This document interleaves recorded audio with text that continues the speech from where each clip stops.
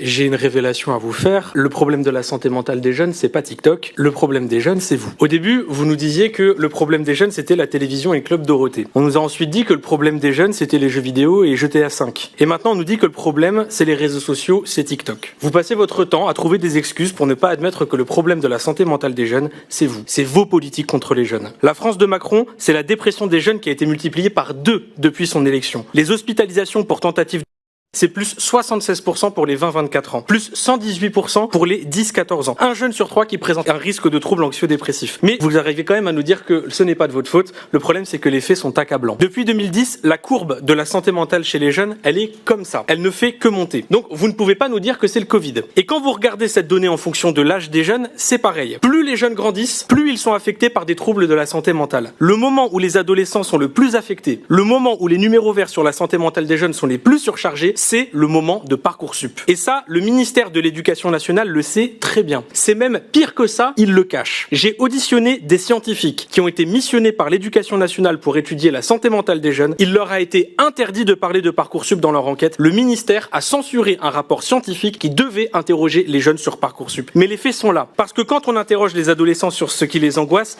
ils disent ça. Notes, avenir, cours, études. Et vous voyez, il y a même Parcoursup qui est marqué juste ici. Quand on interroge les jeunes, je ne vois pas marqué TikTok. Je vois marqué bilan des politiques d'Emmanuel Macron et de Gabriel Attal. Parce que quand on est lycéen à 40 dans une classe, où les professeurs absents ne sont pas remplacés, et quand on sait que c'est un algorithme qui va définir le reste de notre vie sur la base du contrôle de la veille, oui, ça affecte la santé mentale. Quand on est étudiant, qu'on travaille à côté de ses études, qu'on a 100 € de bourse, qu'elle est même pas indexée sur l'inflation, qu'on a un budget de 700 € par mois pour vivre dans des villes où le loyer est à plus de 1000 € pour un studio, qu'on doit faire une croix sur les activités culturelles, qu'on voit pas ses amis parce qu'on a à peine de quoi s'acheter à manger, bien sûr que ça affecte la santé mentale et ça concerne des millions d'étudiants, c'est un phénomène de masse. Quand on est un étudiant qui doit trouver un stage dans un pays avec 20% de chômage des jeunes et qu'on peut pas avoir de diplôme si on trouve pas son alternance, ça rend fou. Et en plus, c'est pas vos gosses qu'on envoie en alternance. Ils ont pas papa et maman pour faire marcher le réseau. C'est encore plus dur d'être recruté quand on est noir ou arabe.